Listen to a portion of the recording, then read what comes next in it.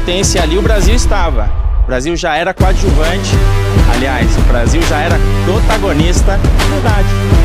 Então olha que evento bonito, né? No coletivo, tudo organizado, todo mundo falando de tributação.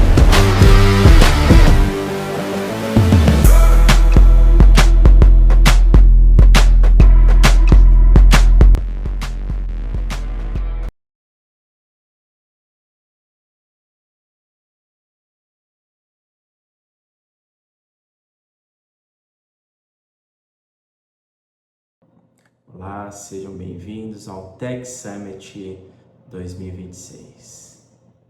Hoje a gente vai falar um pouco sobre governança tributária internacional. Muito a gente tem ouvido dizer a respeito da reforma do consumo, super regional e particular em relação às atividades aqui no Brasil, não é verdade? Mas hoje, se você ficar com a gente até o final, eu te garanto que você vai perceber que a reforma sempre foi uma discussão internacional, uma discussão global e não apenas sobre o Brasil.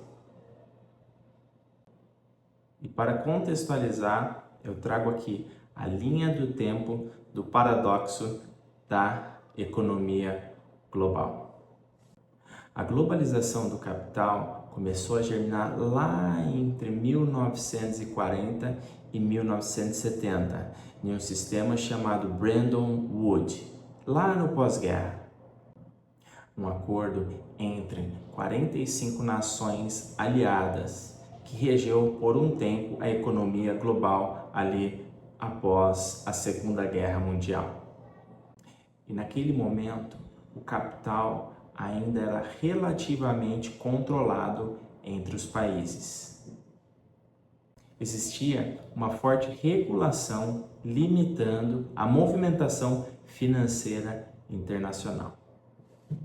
E na década de 70, isso caminhava para uma transição sem volta. Neste ano, em 1970, 1971, tivemos um fenômeno chamado Nixon Shock, ou seja, o fim do padrão ouro. A palavra Nixon nada mais é do que o sobrenome do ex-presidente dos Estados Unidos. Naquele dia, o presidente dos Estados Unidos, Richard Nixon, anunciou em rádio nacional e aberta o fim da ancoragem do ouro ao dólar, começando então gradualmente a abertura dos mercados. Já na década seguinte, nos anos 80, houve uma grande virada estrutural. Houve ali a desregulamentação financeira em massa dos Estados Unidos, do Reino Unido, entre outros países. O avanço tecnológico da telecomunicação e da informática e o mais desafiador, a expansão das multinacionais. Agora começou a ficar interessante, na verdade. Afinal, a gente sempre tem o interesse de entender como as multinacionais estão sediadas aqui no Brasil e ao redor do mundo. E é neste momento que nasce um fato chamado de capital global. E nos anos 1990 e nos anos 2000, uma aceleração de grande impacto, coisa muito rápida. Eu que nasci nos anos de 1980, na verdade 1986, vi isso de uma forma muito clara ali nos meus 10 anos. Era celular, enfim, muita tecnologia embarcada chegando de uma forma repentina no Brasil. E quem surfou essa onda está até hoje entendendo que essa evolução, ou podemos chamar de revolução, acontece diariamente e nunca acaba. Nos anos 2000, tivemos a queda da cortina de ferro, a integração dos mercados emergentes, a criação da Organização Mundial do Comércio e a explosão dos fluxos de investimentos internacionais. Foi ali que as grandes multinacionais começaram a acelerar os seus investimentos ao redor do globo. Em outras palavras, nas últimas décadas, o capital se tornou global. Quando se fala de história, essa palavra começa com H e tem muita verdade por trás disso. E até hoje a gente pode constatar que as empresas estão operando simultaneamente em diversas regiões do mundo. Mas é muito fácil de compreender que o sistema tributário tende a puxar a corda e querer que o mecanismo rode de uma forma regional. E é sobre este desalinhamento entre as transações internacionais e a tributação regional que criou um grande desafio institucional, chamado de governança tributária internacional. Título da nossa conversa: a governança tributária internacional. E se o capital se tornou global, a pergunta central que fica é: quem governa a tributação nesse mundo globalizado?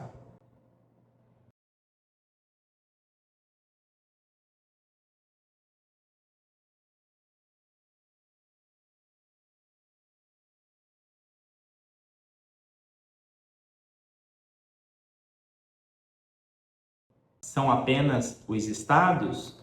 São as instituições internacionais? Ou, na prática, muitas das vezes é o próprio capital que acaba moldando o sistema tributário internacional? Para entender essa questão, precisamos falar sobre o conceito de governança tributária internacional. Governança tributária internacional é um conjunto de princípios, instituições e mecanismos que coordenam a tributação entre os países. O objetivo é garantir 3 coisas fundamentais, e a última delas é a que eu mais gosto: transparência, equidade fiscal e segurança jurídica. Em um mundo onde as empresas operam globalmente, a tributação precisa ser coordenada minimamente internacionalmente, não concordam? E essa ideia é fundamental para entendermos o que é governança. Quem foi Aristóteles? Aristóteles foi um dos maiores filósofos vivendo na Grécia Antiga. Aristóteles foi discípulo de Platão, ele foi professor de Alexandre o Grande e simplesmente Aristóteles foi o fundador da escola de filosofia Liceu em Atenas. Então, pega essa referência. O objetivo da política e da governança é o bem comum. Simples assim. Fácil da forma conceitual, não é verdade? Quando Aristóteles fala em bem comum, ele está dizendo que instituições existem para organizar o poder de forma que beneficie a coletividade. No mundo contemporâneo, isso também se aplica à tributação. Em uma economia globalizada, a pergunta passa a ser: como organizar a tributação entre países de forma justa, transparente e equilibrada? E é justamente aí que surge o conceito da governança tributária internacional. O que governança tributária internacional não é? Se o objetivo da governança é o bem comum, assim como Aristóteles já deixou como legado, então precisamos tomar cuidado com interpretações equivocadas. Porque governança tributária internacional muitas vezes é confundida com outras coisas. Então, vamos começar pela parte mais importante, o que ela não é. Governança tributária internacional não é ideologia. Também não significa que cada país possa agir de forma isolada, apenas defendendo os seus próprios interesses. Essa vai doer um pouquinho no tributarista. Doeu em mim quando eu li. Governança tributária não se resume apenas em compliance ou burocracia regulatória. E nesse quesito, aqui entre nós, o Brasil é nota 10. O que vocês acham? Quero saber qual é a opinião de vocês. Não se trata de uma corrida entre países para reduzir impostos indefinidamente. E certamente não é o exercício de poder fiscal sem responsabilidade perante a economia global. E quando você entende esse conceito, você percebe que todas essas medidas que o Donald Trump tem adotado em relação a impostos internacionais, nada está sendo feito de uma forma isolada, sem um acordo internacional. Até aqui falamos de conceitos, mas nós também podemos sair um pouco da teoria e ir para a prática. Mas afinal, quem são os players? Existem instituições que na prática constroem essas regras e padrões globais. Então, mais uma pergunta central. Quem realmente constrói a governança tributária internacional? A governança tributária internacional, ela é construída por uma rede de instituições globais.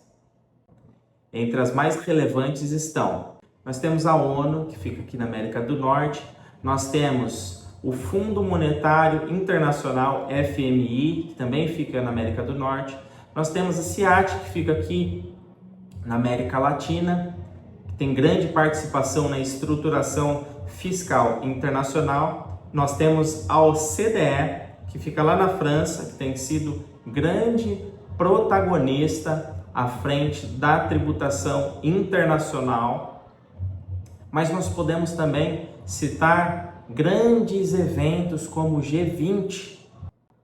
Esse sistema também reflete a geopolítica da economia global, porque são essas instituições que ajudam a definir padrões e regras que orientam os países. Além dessas 5 instituições que eu citei, existe também o G20. O G20 reúne as maiores economias do mundo e, diferente da OCDE ou do FMI, o G20 não tem uma sede fixa. Ela funciona de forma rotativa, digamos assim. Cada ano, um país assume a presidência e organiza as reuniões. De uma certa forma, ela funciona quase como uma Copa do Mundo.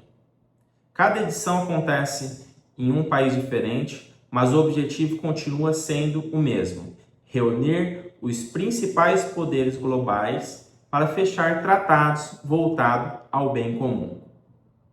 Já falamos um pouco de G20 e agora a gente vai falar sobre a OCDE. A OCDE desempenha um papel central na governança tributária internacional. Ela funciona como se fosse uma plataforma onde são desenvolvidos padrões e boas práticas para políticas públicas.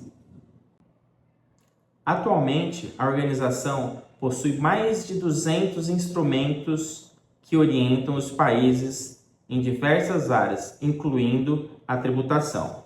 O Brasil tem convergido para alinhar-se a esses instrumentos.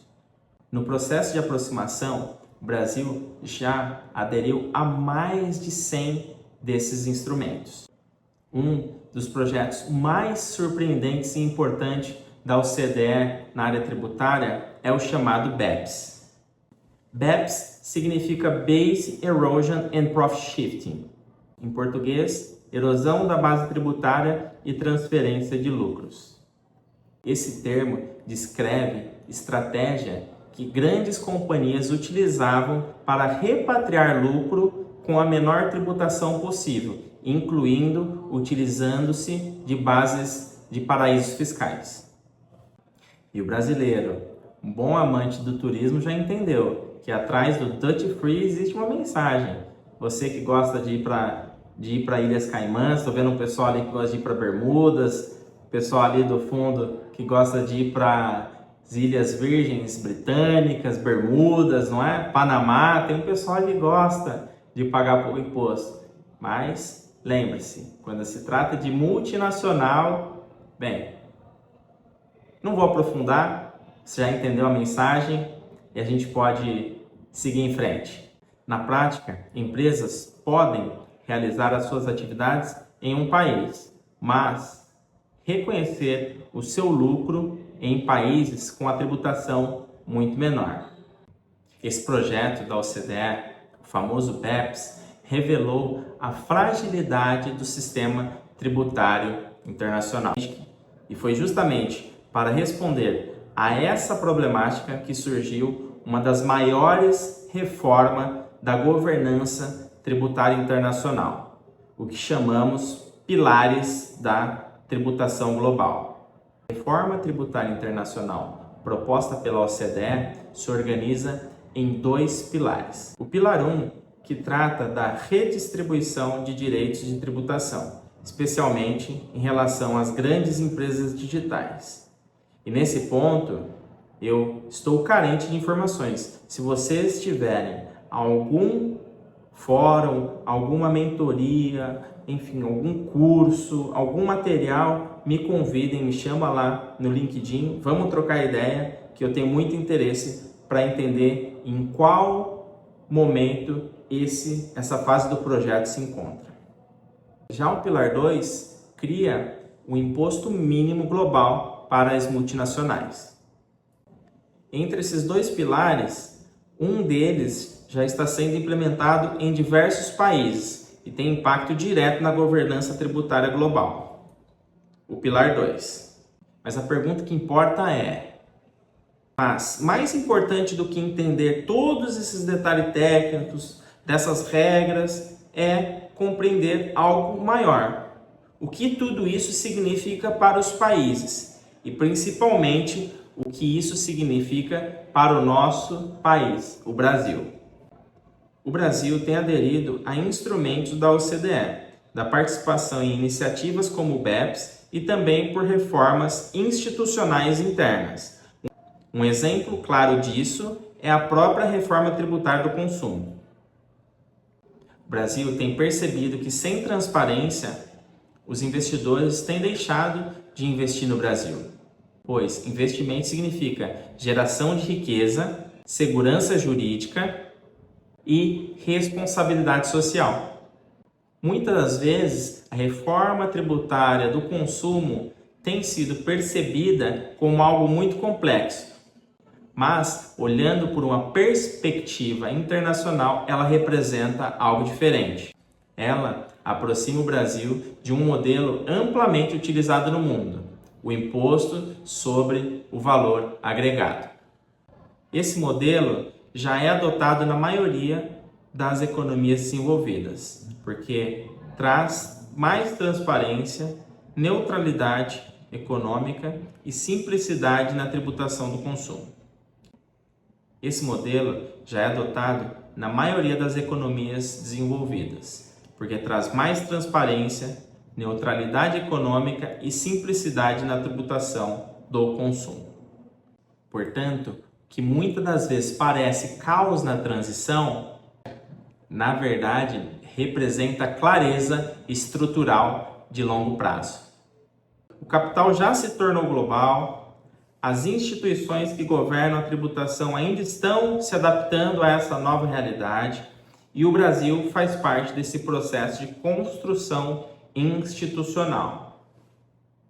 A governança tributária está em constante evolução, como podemos ver desde 1940 que existe tratados, instituições, mecanismos, países, nações envolvidas no planejamento tributário internacional.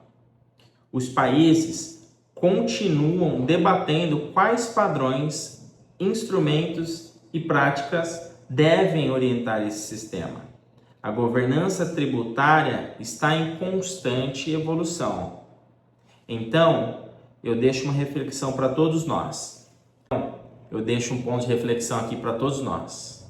Se você pudesse implementar um instrumento de governança para resolver de uma vez por todas o Case Brasil, qual seria? Eu sou Rafael Barbosa, muito obrigado.